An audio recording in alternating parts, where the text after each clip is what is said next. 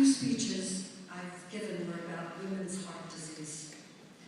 I'm interested in climate change and the bees disappearing, which could seriously affect our food supply. I'm also heartbroken by the tragedy of senseless violence in our country. But, okay, don't worry, I'm not going to speak about any of those subjects tonight. Tonight is a celebration. And I'm very moved and proud to be here. At first, I thought these past events it would be hard to talk about film, with all that's happening these days. However, I realized that movies are very relevant at this time. They allow us to escape our reality for a while by taking us outside of ourselves. They enable us to access our deepest emotions of elation and sorrow, and give us the ability to connect with each other through a common medium. Charlie Chaplin's films did just that, by making us laugh. He lifted the spirits of people living through the Great Depression, and so I'm very honored to be given an award bearing his name. He was a trailblazer who exemplified the idea that true creativity has no limits. An actor, director, writer, producer, composer, and he also ran his own film studio. It's interesting about hyphenates. Mr. President, you're definitely a major hyphenate. Rhodes Scholar, teacher, lawyer, governor, president of the United States.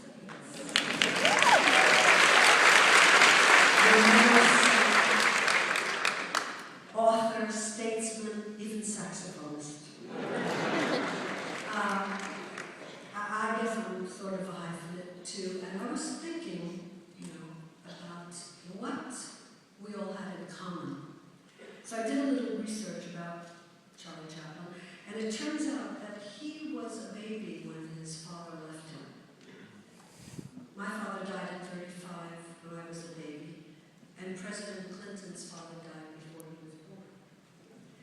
And maybe hyphenates need to accomplish a lot, to get it all in, to make life as full as it can be, because we're trying to make up for our father's lives that were cut so short, perhaps. But I'm getting too psychological here, so I think I'll talk about something less complicated, which is acting and directing.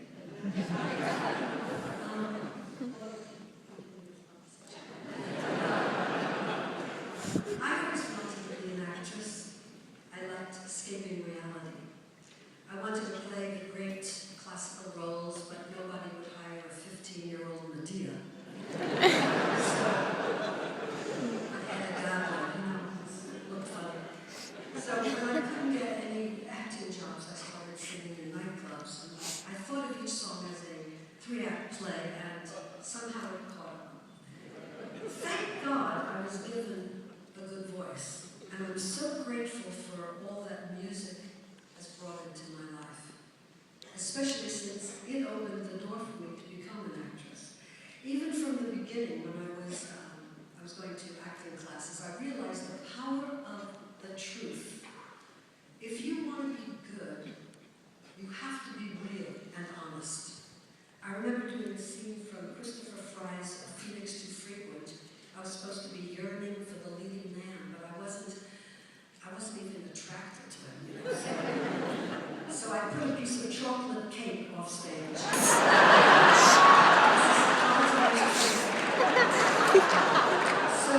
so I could look over his shoulder and see the cake. I used to be attracted to that. I was 16. Anyway, when I first auditioned for the role of Miss Marmstein, the secretary in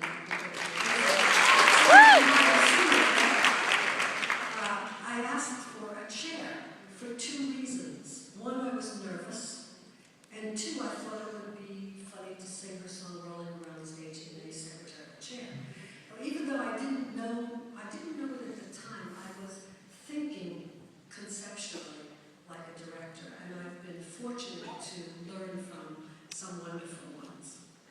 Jerry Robbins, the original director of Funny Girl on Broadway, was brilliant, enigmatic, charismatic, sexy. I really wanted to impress him. For the film of Funny Girl, I asked producer Ray Stark to hire someone known for directing dramas, not musicals. But I always thought musicals were dramas with music. I was so blessed to work with the great William Wyler, who made the best use of the man who had directed 12 actors to Oscar-winning performances. That's more than anyone before or since. Willie was a man of few words, but he knew the truth when he saw it. I adored him. Every morning I would bring him my folders of scenes from out-of-town tryouts, rehearsals, and so forth. He was always open to suggestions, even from me who had never done a movie before. On the first day of shooting, I remember I was at a railroad station in New Jersey, and I asked him, what if we do a takeoff on Garbo's entrance in Anna Karenina? Where this beautiful woman appears at the top of the stairs and is trained through a cloud of smoke, except Fanny would come out coughing through the smoke. He didn't go for that, but he did let me to a version of it a little bit later down at the bottom of the stairs. The last day of shooting was a song, My Man, and the next day, in the projection room, after watching dailies, everyone started applauding and congratulating each other, and Willie turned to me and he asked me what I thought. I said, I think I could do it better. The room became silent, as you can imagine. I thought it really needed to be done live, to be able to be in the moment, not know where your emotions were going to lead you. How could I feel the emotions if I was trying to lip sync to a recording that was made 3 months before? So I'm very bad at lip syncing. So I said, Willie, can we do it over? And he did. And perhaps that's why I became the 13th actor to win the Oscar under William Wyler's direction.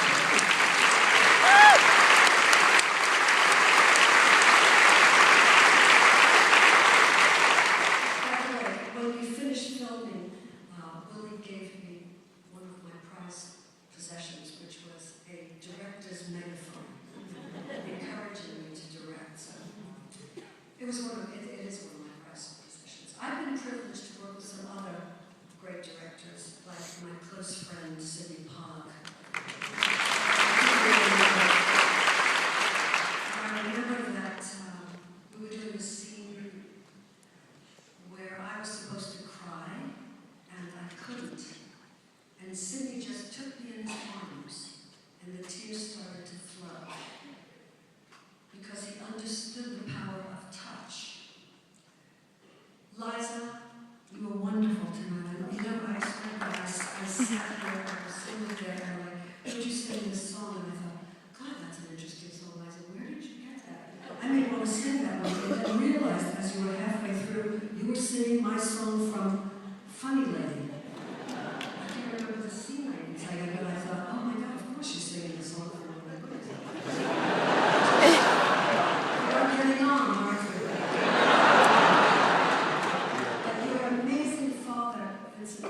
Was such a lovely man. We had such a good time together. I had lots of fun with Herb Ross and my friend Irvin Kershner. As an actress, I like to serve the director's vision. Hopefully he or she has one. But Peter Bogdanovich certainly did. Now he directed What's Up, Doc? He didn't like any of my ideas. But I appreciated that he knew exactly what he wanted. So I just did what he told me to do, and that was fine. Stand up, move there, sit down, and it was great. We laughed a lot, and I still don't understand the movie, though, but suitcase from here, it doesn't. Shut up and sing, right? That wasn't amazing. Shut up and it was hard for me to get the opportunity to direct. Pitching my idea idea for a film based on an obscure short story by Isaac Bashevis Singer called Yentl the Yeshiva Boy was a hard sell. A girl dressed up as a boy who wants to set a tone in Eastern Europe seemed entirely relevant to me.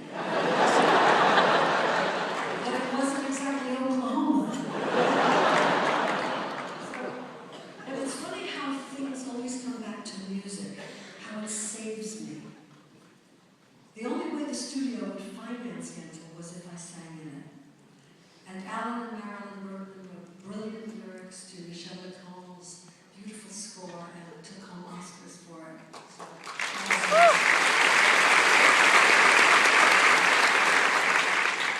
Movies fall through, relationships fall through, but music has always been there for me. And sometimes I take it for granted, and I shouldn't. The Prince of Tides wasn't easy to get made either, by the way. There we had a best-selling book by the great novelist Pat Conroy. But the studio's response was, well, the movie can't possibly be as good as the book, so that was hard to get. There are always obstacles at every turn. I guess I love directing. That's what I like about it. It's about film. Because it involves so many things that interest me. Art, fashion, architecture, psychology. I get totally caught up in the research phase, writing, exploring, being a perpetual student. And then there's the excitement of working out all the details. I love details. But what fascinates me most is the challenge of how to tell the story, how to get the best performance out of an actor. Actors are like instruments to me.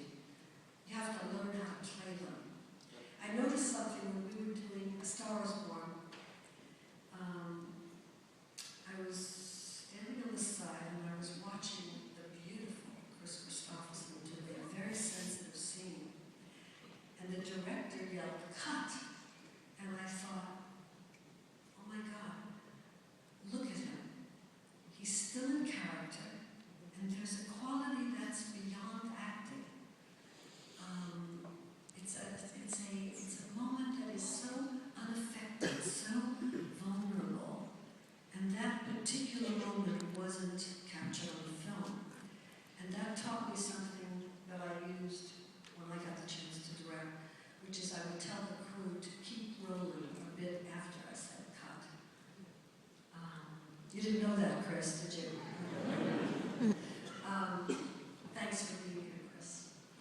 On The Mirror Has Two Faces, I had the pleasure of directing the legendary Lauren Bacall.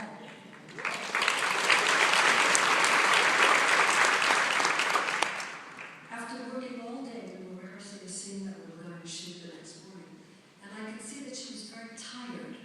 Her hair was messy, she had a toothpick in her mouth, and I thought, this is good. Keep the toothpick. This is it. Wait a minute. Let's just stay here, and we'll stay a little later and get this on film right now. She said, I don't know the lines yet, and I said, that doesn't matter. They're on the chair over there. You can look if you need to. But meanwhile, let's just talk to me.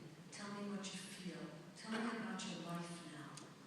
And she started off with something like, I thought I was going to be young forever.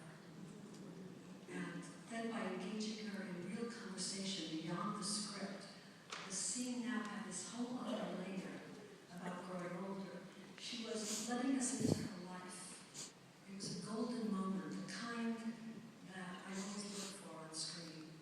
They reach out and they touch everyone because they're so true. And the Academy recognized her performance with an Oscar nomination. Ever since I can remember, I've been called bossy and opinionated. And maybe that's because I am. So cheers for bossy woman.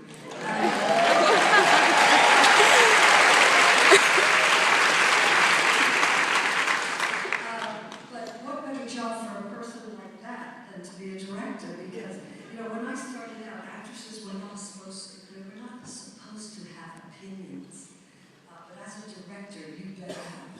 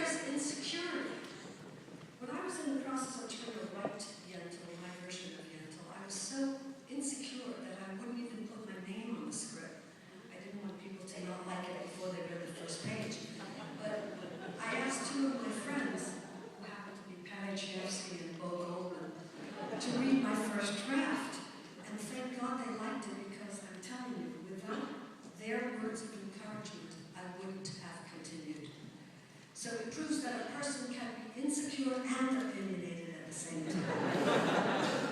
As a matter of fact, they probably balance each other out. Before I go, I'd like to thank all of the extraordinary actors here tonight who I've been lucky enough to work with and direct.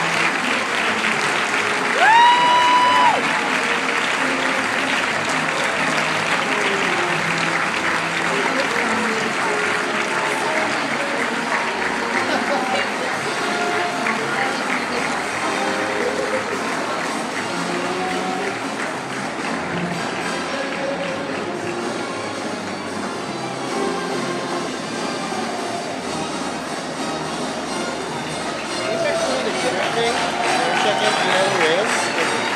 They told you individually? They told us we could go, or we could stay, and so.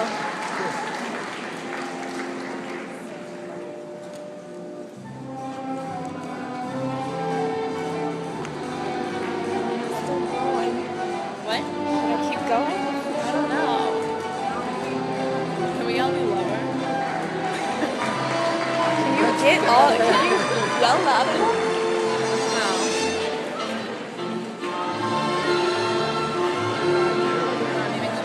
Oh shoot. I wasn't recording this.